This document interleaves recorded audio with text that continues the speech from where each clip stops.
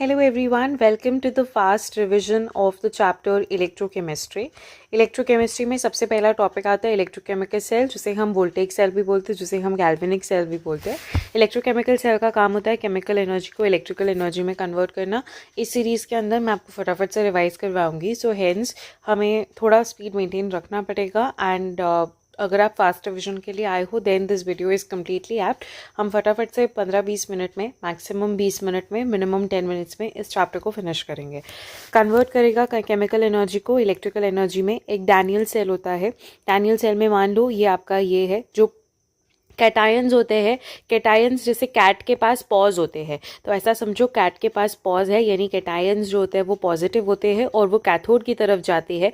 Cathode जो होती है वो नेगेटिव इलेक्ट्रोड होती है, वहीं पे जो एनोड होती है वो पॉजिटिव इलेक्ट्रोड होती है और इसके तरफ एनायंस आते हैं अट्रैक्ट होके, जो नेगेटिव इलेक्ट्रॉन्स होते हैं, ऑपोजिट्स अट्रैक्ट, ये वो वाली थ्योरी है। तो यहाँ पे हमने इलेक्ट्रोलाइट सोल्यूशन लिया। इलेक्ट्रोलाइट क्या होता है, हमने जिसकी भी रॉड ली, जब हम उसके आयंस को, जैसे हमने जिंक आयन लिए और उस आयंस का हमने सोल्यूशन बना दिया तो उसे हम इलेक्ट्रोलाइट बोलेंगे। तो उस सोल्यूशन में हमने रॉड को डिप किया, तो एनोड पे क्या हो रहा है, ऑक्सीडेशन। लर्न करने का तरीका, लेफ्ट साइड पे ऑक्सीडेशन होगा, एनोड पे नेगेटिव है, और उसका उल्टा जो होगा वो पूरा कैथोड पे, तो कॉपर वाला जो है वो पूरा रिडक्शन में जा रहा है। तो ऑक्सीडेशन पोटेंशियल क्या हो रहा है और एक रिडक्शन पोटेंशियल हो रहा है। करंट जो होगा वो हमेशा मूव करेगा कैथोड से एनोड की तरफ, इलेक्ट्रॉन्स मूव करेंगे एनोड से कैथोड की तरफ। ये जो होती है ये नेट सेल रिएक्शन होती है, जहाँ पे जिंक का ऑक्सीडेशन हो रहा है और कॉपर Cu+2 से Cu में जा रहा है, तो कॉपर का रिडक्शन हो रहा है। सेल रिप्रेजेंटेशन कैसे करते हैं, सेल की रिप्रेजेंटेशन होती है जिंक, जो भी हमारा एनोड वाला सेल है वो इधर आता है और जो हमारा कैथोड वाला सेल है वो इधर आता है। आपको बीच में खड़े होना है, इसको लेफ्ट बोलना है, इसको राइट बोलना है। यहाँ पे बीच में खड़े हो, इसको लेफ्ट बोलो, इसको राइट बोलो। लेफ्ट वाले को रिएक्टेंट में जोड़ो, राइट वाले को प्रोडक्ट में जोड़ो, और ये इक्वेशन आपकी यहाँ से मिलकर आ जाएगी। बीच में जो ये दो है वो बता रहा है सॉल्ट ब्रिज। सॉल्ट ब्रिज का काम क्या होता है वो भी हम आगे देखेंगे। Electric cell potential difference. Potential difference क्या होता है, इलेक्ट्रोड और इलेक्ट्रोलाइट के बीच में जो पोटेंशियल डिफरेंस होता है उसे ही हम सेल पोटेंशियल डिफरेंस बोलते हैं, वो होता है ई नॉट सेल। और जब ये दो चीज़, एक कैथोड की तरफ आपका ई नॉट और एक एनोड की तरफ ई नॉट, इन दोनों को मिला देंगे तो वो हो जाएगा सेल का पोटेंशियल, या उसी को हम बोलते हैं इलेक्ट्रोमोटिव फोर्स या ईएमएफ ऑफ सेल। ठीक है, ये कहाँ पे होता है, 180 25 degree Celsius. E not cell की वैल्यू होती है higher potential minus lower potential. Reduction के अंदर E naught cathode minus E naught anode, E naught is equal to E naught cathode minus E naught anode. ये reduction है, ये reduction है। अगर ऑक्सीडेशन में कन्वर्ट करना होगा तो इसकी नेगेटिव साइन आएगी, तो वो हमें पता होना चाहिए। जनरली स्टैंडर्ड इलेक्ट्रोड पोटेंशियल ही स्टैंडर्ड रिडक्शन पोटेंशियल होता है, जो IUPAC ने कहा था। अब बात करते हैं सॉल्ट ब्रिज। सॉल्ट ब्रिज जो है वो एक रिवर्स यू ट्यूब है, ऐसे उल्टी लगाई जाती है। इसीलिए किससे बनी होती है, इनर्ट इलेक्ट्रोलाइट से बनी होती है, या फिर पेस्ट होता है पॉलीसैकेराइड अगर अगर का। इनर्ट इलेक्ट्रोलाइट होती है। इनर्ट इलेक्ट्रोड का मतलब होता है कि जो भी मेन रिएक्शन होगी उसमें वो पार्ट नहीं लेगी। KCl KNO3 NH4 NO3 से बनी होगी। KCl जो है वो यूज़ नहीं होगा जब हम Ag Tl Pb Hg electrodes लेंगे, यानी अजीथाइलिन पेयर हो गया, यानी Ag Tl Pb और Hg की जब, यानी मर्क्यूरी, सिल्वर, आपका थेलियम, और यहाँ पे जो लेड वाली जो इलेक्ट्रोड्स होंगी, तब हम बिल्कुल भी KCl को यूज़ नहीं करेंगे। तो AgTl PbHg, AgTl PbHg, AgTl PbHg। आयनिक मोबिलिटी हो रही है, जो एनायंस है वो एनोड की तरफ जाएंगे, जो कैटायंस है वो कैथोड की तरफ जाएंगे। मेन फंक्शन क्या होता है सॉल्ट ब्रिज का, कि वो इलेक्ट्रिकल न्यूट्रलिटी मेंटेन करे, वो एक सर्किट को कंप्लीट करता है। ऊपर से सर्किट कंप्लीट होती है सॉल्ट ब्रिज लगाने से, जैसे यहाँ पे सॉल्ट ब्रिज लगाने से ये ऐसे पूरी सर्किट जो है वो फिनिश हो गई। तो सर्किट को कंप्लीट करेगा और रिड्यूस करेगा लिक्विड लिक्विड जंक्शन पोटेंशियल। यहाँ पे अगर आप देखोगे तो यहाँ पे पॉजिटिव चार्ज एक्यूमुलेट हो जाएगा, बीच में नेगेटिव, तो ये जो जंक्शन पोटेंशियल है उसे रिड्यूस करने का काम होता है इसका। ये आपका सेल रिएक्शन है जो आपको लिखना है, और याद रखना है कि E naught cathode E naught anode दोनों का रिडक्शन पोटेंशियल लेके आपने इन सारे आंसर्स को निकाला। फिर आता है स्टैंडर्ड हाइड्रोजन इलेक्ट्रोड, जिसे हम SHE बोलते हैं। अब जैसे मुझे कॉपर का इलेक्ट्रोड पोटेंशियल निकालना है, मुझे नहीं पता कैसे निकालेंगे, तो किसी के रेफरेंस में निकालेंगे। तो वो रेफरेंस ले लिया हमने हाइड्रोजन को, जो 1 वोल्ट हम मान लेते हैं जनरली उसको, कि उसका कोई भी पर्टिकुलर वोल्ट नहीं है, तो जो भी वैल्यू वोल्ट मीटर मेजर करेगा वो उसकी वैल्यू होगी कॉपर की। ठीक है, यही H जो है वो कैथोड के तरीके से भी काम करता है, एनोड के तरीके से भी काम करता है। बस वही सारी चीजें लिखी हुई है। कॉपर के साथ जो है, कॉपर के साथ अलग तरीके से एक्ट करेगा, जिंक के साथ अलग तरीके से। नेक्स्ट जो है वो है electrochemical series.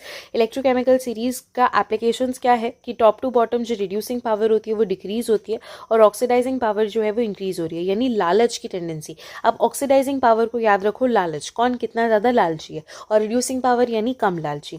Metal displacement reaction क्या होगी, जो मेटल ऊपर प्रेजेंट है वो नीचे वाले मेटल को डिस्प्लेस कर देंगे। और नॉन मेटल में क्या होगा, नॉन मेटल में इसी चीज़ का उल्टा होगा। The metal from its salt which lies below in the electrochemical series, non-metal में which lies below in electrochemical series can displace the non-metal from its salt which lie above in the electrochemical series। उल्टा, नीचे वाला ऊपर को replace करेगा और metal में ऊपर वाला नीचे को रिप्लेस करेगा। टॉप टू बॉटम जाएंगे, रिएक्टिविटी डिक्रीज होगी, जैसे कि टॉप टू बॉटम जाने पे रिड्यूसिंग पावर डिक्रीज हो रहा था, ऐसे ही रिएक्टिविटी भी डिक्रीज होगी। थर्मल स्टेबिलिटी ऑफ ऑक्साइड्स है, टॉप टू बॉटम जाने पे थर्मल स्टेबिलिटी भी डिक्रीज होगी। इसको लर्न करने का तरीका, लेकर 12 सरकार का नाम, मांगे अली महान जानकर, फेंके सीडी, कोई नीचे सुनो, प्यार है क्यों आई, आज हांगकांग में ब्रिटनी पटाई, और किलो भर सोना है फ्री में। This is a mnemonic to remember it, otherwise values या तो गिवन होती है या तो there is a very simple mnemonic, please stop calling me a zebra, instead try learning how copper metal saves gold. अगर आपको वो वाली सीरीज़ भी याद है तो भी हो जाएगा। यहाँ पे आप लालच से देखोगे, अगर ऑक्सीडाइजिंग एजेंट स्ट्रॉन्गेस्ट पूछा है तो इन सब में सबसे ज़्यादा लालच किसको है, सबसे ज़्यादा लालच इसको है, तो मैग्नीशियम जो होगा वो स्ट्रॉन्गेस्ट ऑक्सीडाइजिंग एजेंट हो जाएगा। फिर आती है Nernst equation, E cell is equal to E not cell minus 2.303 RT upon NF log 10 upon Q।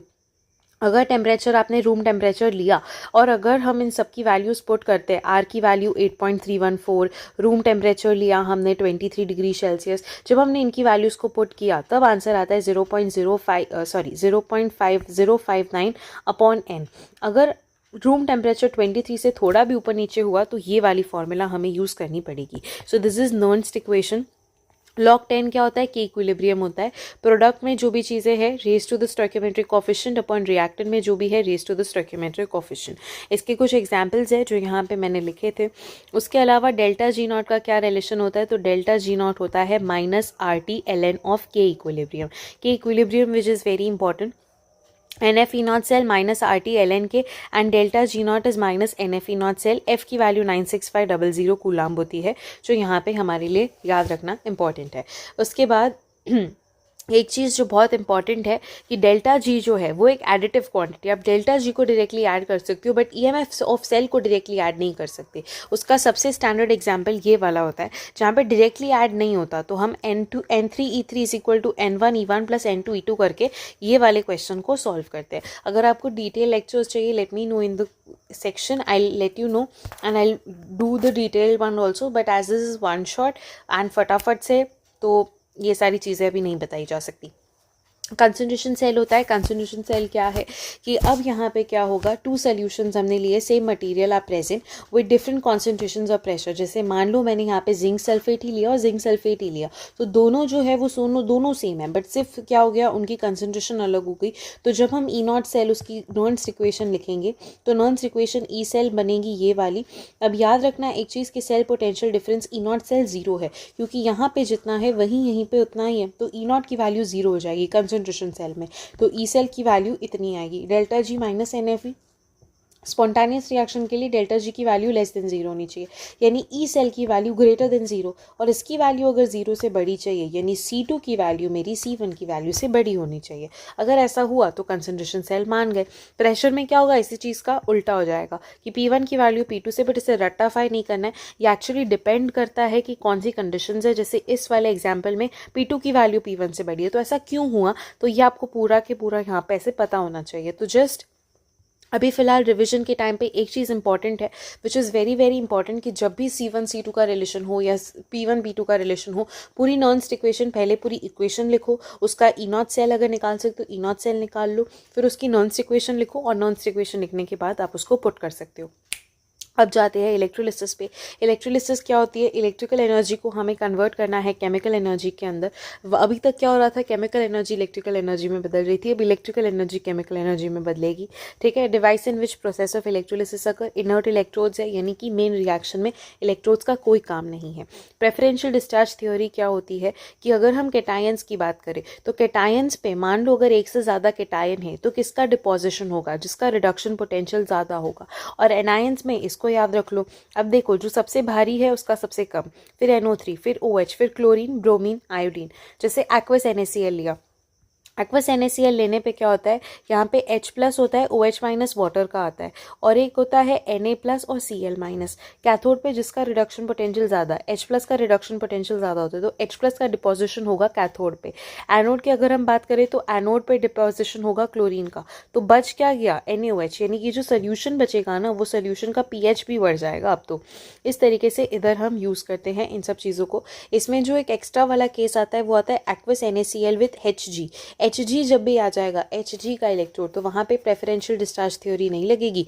NaCl है तो बस NaCl ही डिपॉजिट होगा। तो ये एक चीज़ होती है जो इंपॉर्टेंट है। कंसनट्रेटेड H2SO4 लेंगे, no matter what the cation is, H+ ही जाएगा, SO4 2- ही जाएगा। जाना चाहिए था OH- एनोड पे, बट गया SO4 2- क्योंकि SO4 2- की कंसनट्रेशन ज़्यादा थी।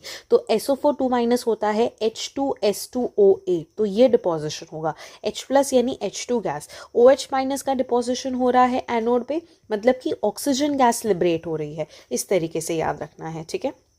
H+ है हाइड्रोजन गैस, OH है ऑक्सीजन गैस, SO4 2- है H2S2O8। फिर आते हैं फराडे लॉ। फराडे ने तीन लॉज दिए, बट उसमें से हम 2 लॉज पढ़ते हैं। फर्स्ट लॉ होता है the weight of ion discharge is directly proportional to the quantity of the charge pass through it, यानी कि जो आपका वेट होता है वो डायरेक्टली प्रोपोर्शनल है ZQ के। Z जो है वो आपका इलेक्ट्रोकेमिकल इक्विवेलेंस है, और Q जो है उसकी वैल्यू होती है, Q इज चार्ज, तो Q is equal to IT होता है। और इससे हमें पता चलता है कि 1 ग्राम इक्विवेलेंट जो है उसको 96500 कूलम की एनर्जी चाहिए होती है। तो जितना भी ग्राम इक्विवेलेंट है उसकी आप एनर्जी निकाल लो और फिर आप उसकी कैलकुलेट करके पुट कर दो। अगर इलेक्ट्रोकेमिकल इक्विवेलेंस दिया है तो डायरेक्टली आंसर आ जाएगा, ठीक है। तो इस तरीके से इन क्वेश्चंस को सॉल्व किया जाता है।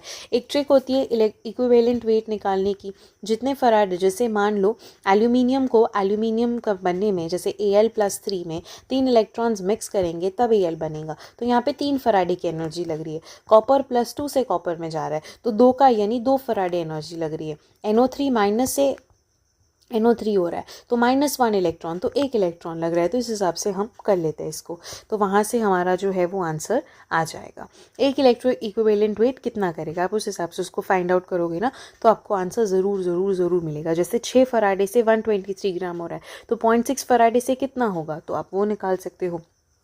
ओके जी। उसके बाद आता है सेकेंड लॉ। सेकेंड लॉ क्या बोलता है, when same amount of electricity is pass through 2 और more different solution then weight deposited is directly proportional to the electrochemical equivalence, यानी कि ये N1 और N2 के इक्वल होता है। देखो आपको कौन सी फॉर्मूला, एक तो Q is equal to IT, ये आपको याद होना चाहिए। मास की वैल्यू जो होती है वो ZIT होती है, एक आप ये याद रख लो, इलेक्ट्रोकेमिकल इक्विवेलेंस के इक्वल होता है। और इन सब चीज़ों के अलावा याद रखो कि 1 ग्राम इक्विवेलेंट जब बात आती है तो 96500 कूलम उसको एनर्जी चाहिए होती है।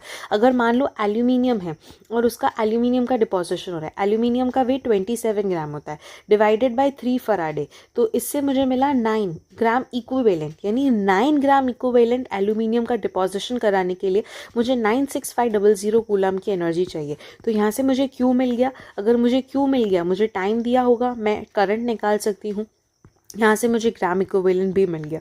तो ये काफ़ी इंपॉर्टेंट रिलेशन होता है। N1 into N⁴1 is equal to N2 into N⁴2, ये भी काफ़ी इंपॉर्टेंट है। अब कुछ फॉर्मूलाज है। रेजिस्टेंस होता है R is equal to ρL/A, unit होता है ओम, स्पेसिफिक रेजिस्टेंस होता है रो विच इज़ RA/L, कंडक्टेंस होता है रेजिस्टेंस का उल्टा, ठीक है। यूनिट हो गया ओम इनवर्स, मो होता है या फिर उल्टा खड्डा या फिर सीमेंस होता है। फिर कंडक्टिविटी होता है रेजिस्टिविटी का उल्टा, जिसे कापा से रिप्रेजेंट करते हैं, which is 1/ρ which is L/ρA। उसके बाद जो नेक्स्ट आता है वो आता है सेल कांस्टेंट। सेल कांस्टेंट क्या होता है कि बेसिकली L/A होता है, जैसे ρL/A होता है ना, तो ये बस L/A जो है वो सेल कांस्टेंट है। बट इसे में इंपॉर्टेंट फॉर्मूला ये होता है कि K is equal to G into G⁻, which is cell constant. Metre inverse इसकी यूनिट होती है, वो इंपॉर्टेंट है, और K की वैल्यू G⁻/R भी होती है। फिर एक विथस्टोन ब्रिज होता है जहाँ पे बीच वाला अगर R1/R2 is equal to R3/R4 का रेशियो सेम आया तो बीच वाले को हम हटा देंगे। ये विटस्टोन ब्रिज होता है, ये आप फिजिक्स में भी पढ़ते हो। फिर आती है molar conductivity. Molar conductivity, the conductivity of one mole of an electrolyte when separation between electrode is 1 centimetre and area is so large that the whole of the solution is contain between them. Area इतना ज़्यादा है, separation 1 centimetre है और 1 मोल की conductivity है, तो lambda M की जो वैल्यू होगी वो हो जाएगी के इंटू 1000 अपॉन कंसनट्रेशन। के जो है वो कंडक्टिविटी है, ये लैम्डा एम है, ठीक है, 1 ग्राम इक्विवेलेंट होगा। Simon centimetre square gram equivalent inverse. उसी जगह पे अगर आप यहाँ पे देखोगे, ये लैम्डा इक्विवेलेंस है, सारे लैम्डा इक्विवेलेंस निकाले जा रहे हैं। जब लैम्डा इक्विवेलेंट निकाला जाएगा तो इक्विवेलेंट में निकालते हैं तो यहाँ पे एन फैक्टर मल्टीप्लाई कर देंगे, सिंपल, उसके अलावा और कुछ नहीं। इफेक्ट ऑफ डाइल्यूशन है, डाइल्यूशन वॉल्यूम बढ़ाने पे कंसंट्रेशन कम होगा, कंडक्टिविटी कम होगी। वॉल्यूम बढ़ाने पे कंसंट्रेशन कम होगा, मोलर कंडक्टिविटी बढ़ेगी, इक्विवेलेंट कंडक्टिविटी बढ़ेगी, कंडक्टिविटी जो है वो कम होगी। Lambda M is equal to lambda M naught minus A root C. ये काफ़ी इंपॉर्टेंट है। लैम्डा एम नॉट जो है वो लिमिटिंग मोलर कंडक्टिविटी है, लैम्डा एम मोलर कंडक्टिविटी है। ए जो है वो डिपेंड करेगा नेचर ऑफ सोल्यूशन पे कि नेचर क्या है सोल्यूशन का। अगर एक स्ट्रॉन्ग इलेक्ट्रोलाइट है तो एक्स्ट्रापोलेशन से आप उसके ग्राफ को ज्वाइन कर दोगे। अगर एक वीक इलेक्ट्रोलाइट है आप एक्स्ट्रापोलेशन से उसके ग्राफ को ज्वाइन नहीं कर सकोगे। ए एक्चुअली में स्लो बताता है, ठीक है। तो स्ट्रॉन्ग इलेक्ट्रोलाइट के लिए हम लैम्डा एम नॉट कैलकुलेट कर सकते हैं, बट वीक के लिए हम उसको कैलकुलेट नहीं कर सकते, जिसके लिए खोलराउश है। और खोलराउश ने अपना लॉ दिया, उन्होंने क्या कहा, A X B Y going under X A plus Y B X minus. Simple example से समझो, lambda M naught N A plus होगा, lambda M naught C L minus, M G plus two C L minus. यानी कि कैसे, M G C L two है ना, ये 2 को सी एल के साथ मल्टीप्लाई करो और 2 की पावर चढ़ाओ, ठीक है। जैसे C A three P O four twice है, C A three P O four twice है, 3 को सी ए के साथ मल्टीप्लाई करो, 2 को पी ओ फोर के साथ मल्टीप्लाई करो, यानी 3 सी ए प्लस 2, इसकी पावर चढ़ाओ, PO4 2PO4 माइनस 3। बस इसको इस हिसाब से सॉल्व करो। अगर इक्विवेलेंट वेट आ जाए तो कुछ लिखने की ज़रूरत नहीं है, सिर्फ पावर के साथ उसको प्लेस कर दो, दैट्स इट। ओके, ये चीज़ें इंपॉर्टेंट है। इक्विवेलेंट की एप्लीकेशन कहाँ है खोलराउश लॉ का, आप डिग्री ऑफ डिसोसिएशन निकाल सकते हो। अल्फा की वैल्यू होती है lambda M upon lambda M not which is less than 1। ये इन्फिनिटी पे वैल्यू होती है और ये लैम्डा एम होता है। तो लैम्डा एम जनरली आप निकाल पाते हो कहाँ से, आपके के इंटू 1000 अपॉन सी दे देता है और वहाँ से लैम्डा एम निकलवाते हैं, और लैम्डा एम इनफाइनाइट आप निकलवाते हैं खोलराउश लॉ से। इन दोनों से आपको निकलवाते अल्फा की वैल्यू। अल्फा की वैल्यू पता चल गई, आप 5 डिसोसिएशन कांस्टेंट निकाल सकते हो, C alpha square 1 minus alpha. Alpha काफ़ी छोटा होता है तो सिर्फ सी अल्फा स्क्वायर निकाल लोगे तो भी आंसर आ जाएगा।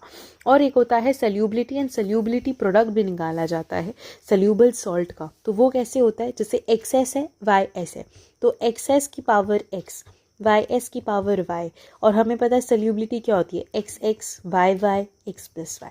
बस इस हिसाब से आप इसको सॉल्व करोगे, आपका सल्यूबिलिटी प्रोडक्ट भी निकल जाएगा। लास्ट जो आता है वो आता है कोरोजन। कोरोजन में है, देखो ये चैप्टर काफ़ी बड़ा है, इलेक्ट्रोकेमिस्ट्री, इलेक्ट्रोलिसिस, कोरोजन, तो थोड़ा टाइम लगेगा बट हो गया, पूरा रिवाइज हो गया। Corrosion, rusting of iron, iron को ऑक्सीजन वाटर के साथ मॉइस्चर के साथ हमने रखा तो Fe2O3.XH2O दिया। कॉपर की टार्निशिंग हो रही है, मैलेचाइट बनेगा। टार्निशिंग Ag सिल्वर की होती है, ब्लैक कलर का डिपोजिशन हो जाएगा। आयरन की रस्टिंग को प्रिवेंट करना is very very very important, क्योंकि उसकी वजह से काफ़ी लॉस होता है इलेक्ट्रिकल इंडस्ट्रीज़ में, इसीलिए उसकी पूरी प्रॉपर प्लानिंग चलती है कि हम आयरन की रस्टिंग को कैसे बचाएंगे। तो एनोड पे क्या हो रहा होता है, आयरन Fe से Fe+2 में बदलेगा, और कैथोड पे ऑक्सीजनेशन हो रही है, ऑक्सीडेशन, तो ओवरऑल आयरन का ऑक्सीडेशन हो जाता है और वो Fe3+ में बदल जाता है, ठीक है। फिर आता है हमारे पास सेकेंडरी बैटरी। सेकेंडरी बैटरी में है nickel cadmium cell. It is more durable and efficient but more expensive than lead storage battery. Nickel cadmium cell जो है वो ज़्यादा ड्यूरेबल है बट ज़्यादा, अब देखो इन सब में निकल कैडमियम सेल क्या है, थोड़ा ज़्यादा ड्यूरेबल है बट थोड़ा एक्सपेंसिव है। एनोड पे कैडमियम है, कैथोड पे निकल है, electrolytic solution aqueous QH, cell का पोटेंशियल डिफरेंस 1.2 वोल्ट दोगे काम हो जाएगा। एक फ्यूल सेल होता है जिसमें H2 एंड O2 को यूज़ किया जाता है और हीट ऑफ कंबशन से इलेक्ट्रिसिटी प्रोड्यूस करवाई जाती है, जो यहाँ पे जिसको पोलियो के प्रोग्राम में भी यूज़ किया गया था। तो ये एक इम्पॉर्टेंट है। H2 होगा OH माइनस, जिससे वाटर एंड इलेक्ट्रॉन्स बनेंगे। प्राइमरी सेल्स होते हैं, सेकेंडरी होते हैं, टर्शरी होते हैं। प्राइमरी डेड हो जाएंगे, थोड़े टाइम के बाद काम करना बंद कर देते हैं कुछ सेल। सेकेंडरी वो होते हैं जिनको आप चार्ज कर लेते हो, और टर्शरी ये फ्यूल सेल जो मैंने अभी आपको H2 वाला बताया। ये वाला जो टेबल है ये आपके लिए काफ़ी इंपॉर्टेंट है, फटाफट से लर्न कर लेते हैं। देखो, फ्यूल सेल से शुरू करते हैं। फ्यूल सेल में जो स्पेस होगी उसमें KOH को भरा जाएगा। इसमें कैथोड पे oxygen plus water 4OH minus देंगे, एनोड पे H2 plus 2H minus 2H2O देंगे। ठीक है, तो कैथोडिक रिएक्शन में OH माइनस बन रहा है और वहाँ पे वाटर बन रहा है। फिर आते हैं ड्राई सेल पे। Graphite rod surrounded by powdered MnO2 and carbon. Anode zinc container. Space किससे है? NH4Cl एंड ZnCl2 से बना हुआ है। कैथोडिक रिएक्शन है, एनोडिक रिएक्शन है। इसका ज़्यादा लाइफ स्पैन नहीं होता है। NH4Cl जो होता है यहाँ पे, ये NH4Cl जो स्पेस में प्रेजेंट होता है, वो एक्चुअली जिंक को कोरोड कर देता है, एनोडिक कंटेनर को। तो जैसे ही कोरोजन हो जाता है, आपने देखा होगा रिमोट्स के पीछे सेल होते हैं, उनके पीछे काट लग जाता है, कोरोड हो जाती है वो चीज़। तो जैसे ही कोरोड हो जाती है वो काम करना बंद कर देती है। तो बस ये वही चीज़ है। 1.25 वोल्ट से 1.5 वोल्ट होते हैं। सिल्वर सेल्स होते हैं टॉर्चेस की, फ्लैश रिमोट्स, लाइट कैलकुलेटर्स में यूज़ करते हैं। मर्क्यूरी सेल जो होते हैं उसमें मर्क्यूरी होती है, ZnHg है, KOH ZnO। मर्क्यूरी रिएक्शन हो रही है, ZnHg प्लस HgO जो है ZnO है और Hg बना रहा है। वॉचेस में, वीडियो गेम्स में, ऑडियो एड्स में, वहाँ पे यूज़ करते हैं। इनके अंदर एक चीज़ काफ़ी अच्छी होती है कि वोल्टेज की कॉन्स्टेंसी है, ऊपर नीचे ऊपर नीचे ऊपर नीचे नहीं होता है। इसीलिए अगर ऑडियो एड्स के तरीके से यूज़ करेंगे, जो लोग सुन नहीं पाते, उनमें जनरली मर्क्यूरी सेल्स, उनके कानों में जो एड्स होती है उनमें मर्क्यूरी सेल्स डाले जाते हैं कि एक प्रॉपर वोल्टेज से आवाज़ जो है वो प्रोड्यूस होती रहे। या तो पूरा है या तो बिल्कुल ही नहीं है, बस ये चीज़ें इंपॉर्टेंट है। तो यहाँ पे देखो, ZnHg प्लस HgO, ये कैथोड पे रिएक्शन हो रही है, जो ZnO प्लस Hg दे रही है। यानी जो मर्क्यूरिक ऑक्साइड था वो मर्क्यूरी में बदल रहा है, और जिंक की जो मर्क्यूरी थी वो जिंक ऑक्साइड में बदल रही है। ठीक है, लेड स्टोरेज बैटरी में H2SO4 है, लेड सल्फेट है, 12 वोल्ट रिचार्ज करेंगे। तो यहाँ पे कैथोड पे क्या हो रहा है? कैथोड पे लेड सल्फेट, लेड और SO4 2 माइनस का ब्रेक डाउन हो रहा है। एनोड पे यही lead sulphate PbO2 plus SO4 2 minus plus 4H plus plus 2 electron recharge के टाइम पे होता है। कैथोड पे PbO2 बेसिकली PbSO4 बनाएगा and PbSO4 plus 2 electrons. Automobiles में यूज़ करते हैं, 6 वोल्ट होता है। So that's it for this chapter. We have completed the entire chapter. That's all from my side. Thank you. Take care. Bye bye.